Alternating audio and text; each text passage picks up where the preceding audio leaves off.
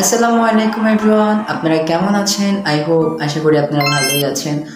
আমি একদমই ভালো নেই গাইস, কারণ আমি খুবই ডিপ্রেশনে আছি। আর আমি আপনাদের মাঝে চলে আসছি। আরিয়া, আমি আপনাদের মাঝে কয় মাস পরে আসছি ভাবা যায়?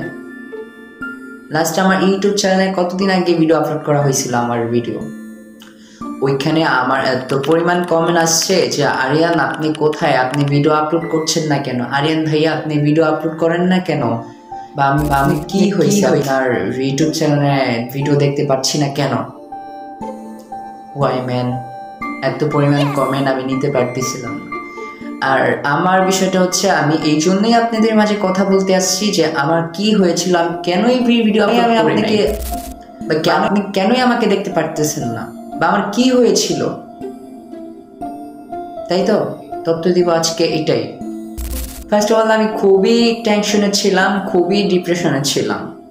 বা আমি কিভাবে এই কাজগুলো করব, আমি কি পারবো কি না, এরকম অনেক বিষয় নিয়ে আমি খুবই আমি বলেছিলাম ট্রাভেল ব্লগ করব, তাই তো আমি প্রথমত আইডেন্টি কার্ড করেছি, পরে ফাস্টফুড করেছি, তারপর এখন ভিসা নিয়ে লাগাইতেছি, কিন্তু এখন ভিসা লাগতেছে না।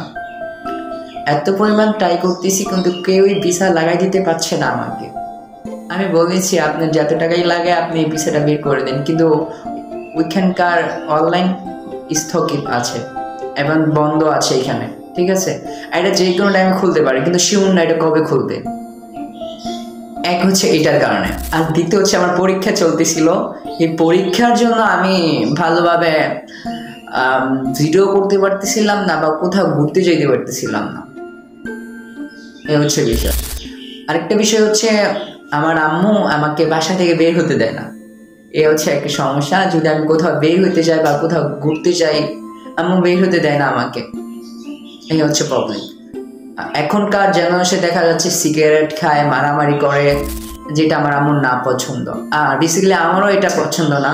আর ভিডিওর বিষয় হচ্ছে ওই যে পড়ালেখা, পাসপোর্ট নিয়ে, ভিসা লাগানো নিয়ে, বা এরকম অনেক বিষয় নিয়ে আমার খুবই টেনশনে যাচ্ছিল, দিন যাচ্ছিল। তো ওইরকম ভাবে ভিডিও করার সময় পাচ্ছিলাম না, বা ভিডিও করবো যে ওইটা এডিটিং করতে হবে, যে আমি মাথায় কাজ করতেছিল না। এই ভিডিওটা আমি করছি, দেখি কতদিন পরে আপলোড হয়। যদিও আপনারা অবশ্যই কমেন্ট বক্সে কিন্তু বলবেন, ঠিক আছে, আমার মতামত বা আমার সম্পর্কে। আর হ্যাঁ, এটা আপনারা দেখে বলবেনই আমার চুল অনেক বড় হয়ে গেছে, বা কিভাবে এত বড় রাখছে। প্রবলেম হবে না, জানি আপনারা আমাকে অনেক পরিমাণ পছন্দ করেন, এই জন্যই তো আমি আপনাদের মাঝে কষ্ট করেও চলে আসছি, ঠিক আছে? কিন্তু আমাকে আপনারা ভুলে যেয়েন না, আমি আপনাদেরকে মনে রাখবো আজীবন। আমাকে আপনারা আজীবন মনে রাখেন। তো আপনারা ভালো থাকবেন, সুস্থ থাকবেন।